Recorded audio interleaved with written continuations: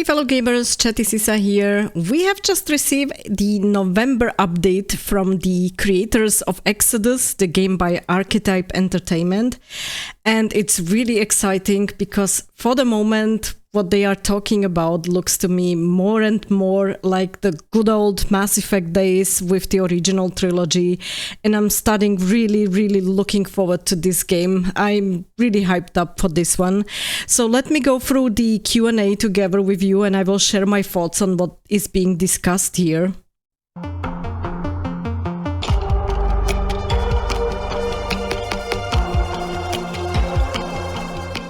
I don't think the Awakened count is small, but I really do love the Awakened. But I'm a really big fan of the Silicates daemons. I think they're really cool. I like Livestone. It's super cool. Like, if you've read the book, you're familiar with it. It's a little bit different in the game, but we still do some cool things with it and are going to give the player a lot of opportunity to leverage that as a tool in their player kit to help their progression and their journey. Okay, so I want to mention for this one, on one hand, it does look like you don't have to necessarily read the book, which they will also mention a little bit later, because it will not be having that much impact on the game, or the game is not that much tied to it. But in some little details, like what they've mentioned now, it is good to have some knowledge about the book. So I think I'm going to buy the book and actually read it, because this sounds very interesting. For me, what was the nice part here, they mentioned it, those were the awakened, like the awakened animals and all the other species.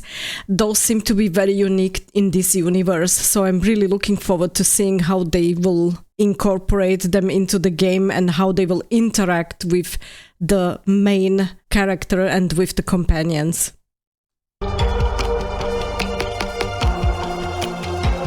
All your missions are going to include choices that have impact, but not all of them are going to be directly due to time dilation. There's a big story in Exodus, and you're going to be making choices throughout the entire game, of course. Maybe one of the coolest aspects of it is that some of your choices are going to create a domino effect. Like in Act 1, when you have to decide which companion... Oh, can I share this? No. Uh-oh. Okay, guys. I seriously had some huge Mass Effect vibes here, like from Mass Effect 1, when you had to decide between Kaidan and Ash.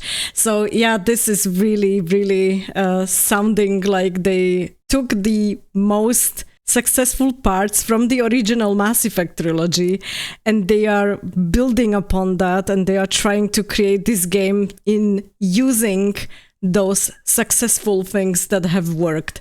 So when I hear this, it will be very important what kind of choices we have, and I'm really looking forward to seeing the effects this will have, like long-term in the game. So I really love the aspect here that's highlighted, basically, that all your choices will have really deep impact on the story. No?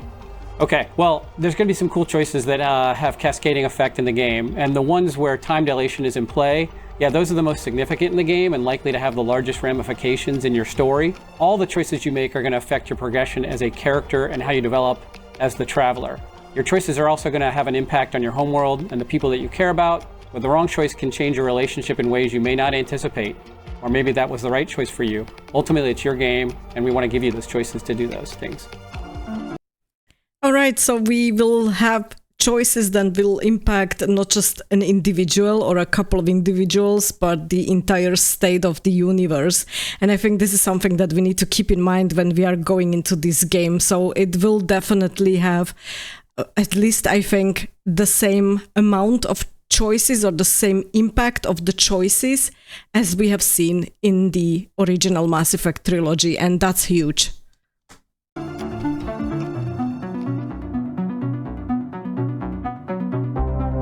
Yeah, so even though the star system where the video game takes place is pretty close to the Crown Celestial worlds of Peter Hamilton's novel, it's not in the Crown Dominion, and the humans there aren't dominated by the Crown Dominion Celestials. In fact, the human world is ruled over by humans. It's so that immediately makes it very different, because it gives it different themes, because you don't have that ever-present, all-powerful celestial civilization over top of you.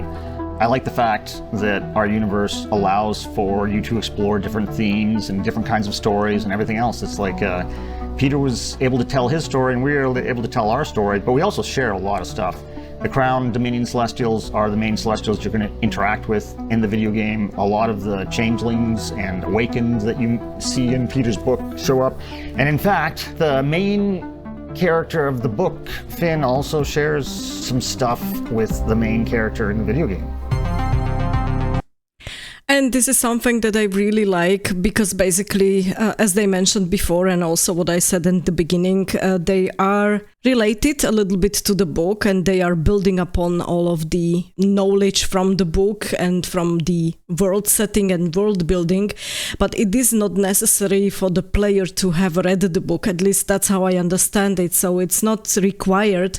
And you will probably have no negative impacts from not knowing the book when you go into the game, which doesn't mean that you shouldn't read it. I would definitely suggest to go for that book. I will for sure.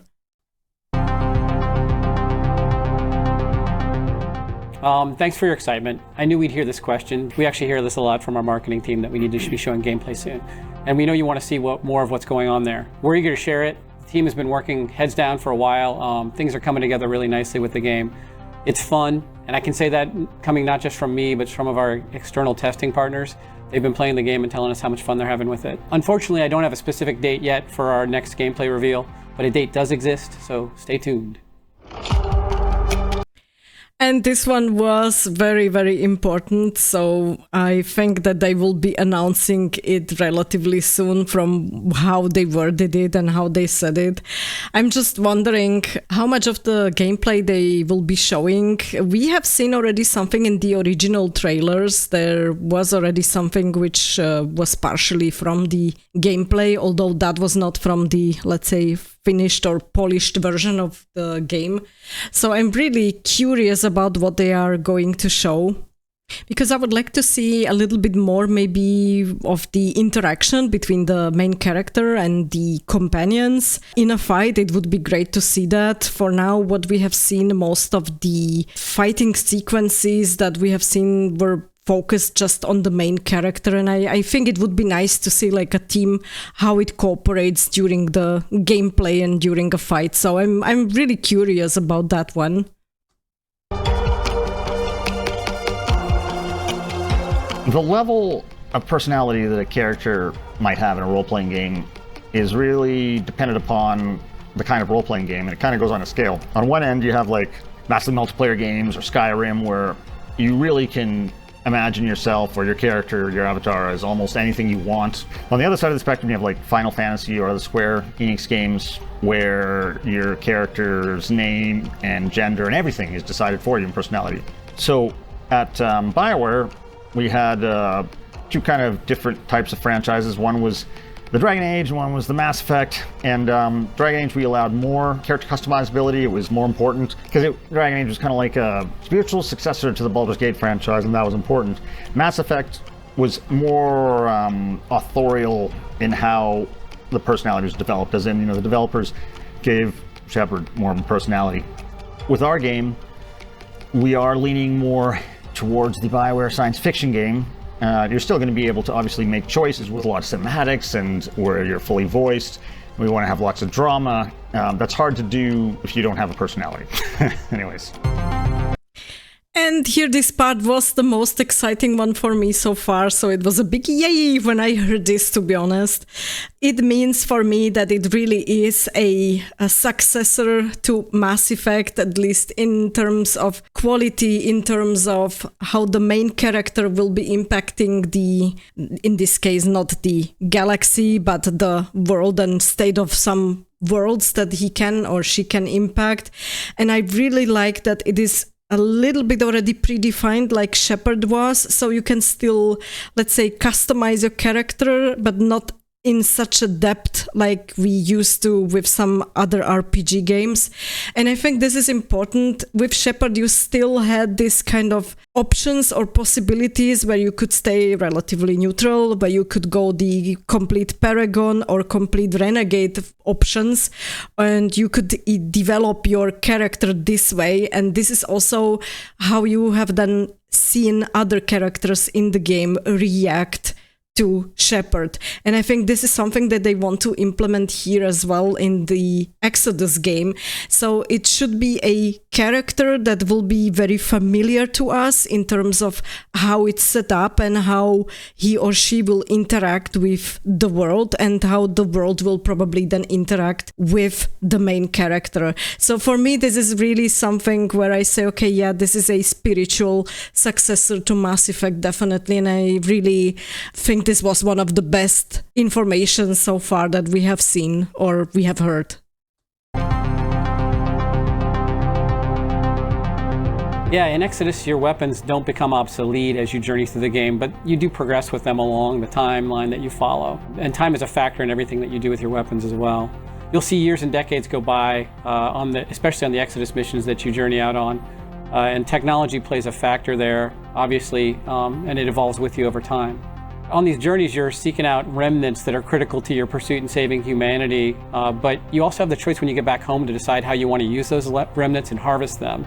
And we think that's a really cool thing because some of them are going to affect different parts of your player experience, but also your civilization in the game. But they can be used to help make your technology personally better too in a cool way that we think players will be excited about. Because you're a traveler going and getting incredibly powerful artifacts that are far beyond your civilization all the time, those aren't going to go out of style because they're just so much better than anything that your world is going to have. It's going to take hundreds of years, maybe thousands, for your world to catch up to some of those civilizations. So here, as I understand, we will be able to update some of our weapons or some gear if we decide to do that, and if we decide to use the remnants that we find, let's say, towards a more military use. But I think we will be limited with the knowledge that we will have in the game as a character as to how much these remnants are actually usable. As they said, those remnants are hundreds or thousands of years ahead of the human civilization. So you'll probably not be able to unlock like the full potential of some of those, at least probably not during the game, on early in the game, maybe later. So it's a good question whether it will have also an impact on how much your civilization develops and how much your civilization's knowledge develops in order to be able to use those remnants as well for some upgrades.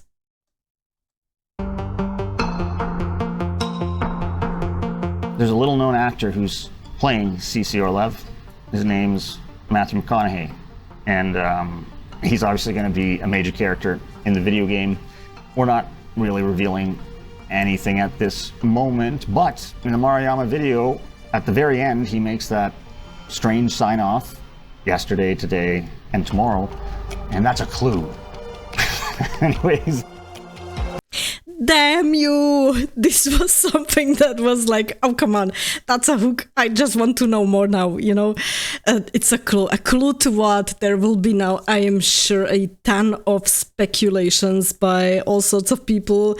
I am not necessarily the one to do such speculations, but I'm trying to think about it, like, what can that mean? Is it having something to do with that time dilation? I think probably yes, because it's the base of the entire game. But still, like, it's a clue. Come on. Okay, now I want to know more. I am Cece Orlev.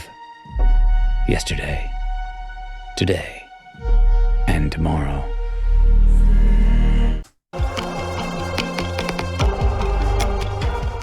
We're making a third-person action-adventure game. That's our favorite perspective. Is it still your favorite perspective, James? Mine is real-time strategy, but that genre is dead. Just kidding, it's not totally dead, but it's kind of like, it's not as big as it used to be. Well, with third person, we hope that's what you all wanted to hear. Yes. We're listening to your comments and your questions, so keep sharing them with us on the Archetype Entertainment social channels. We don't say this enough, but we appreciate all your comments, all the things that you send to us. Thank you for your support and your feedback.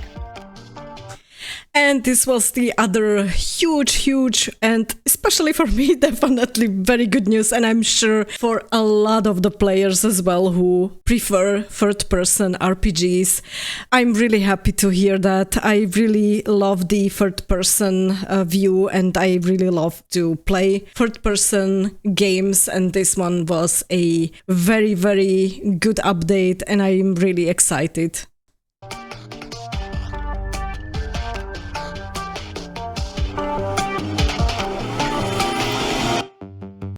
that's it for the November update by Archetype Entertainment. And as you could see at the end, they are planning something more for December. So I'm really curious. I will definitely cover that next update as well in December. Until then, I'm planning to do a couple of smaller bits regarding the updates or the information from the game about the game itself. So stay tuned on this channel in case you are interested. And if you like this vid, please don't forget to hit that like button below and check out the rest of my channel.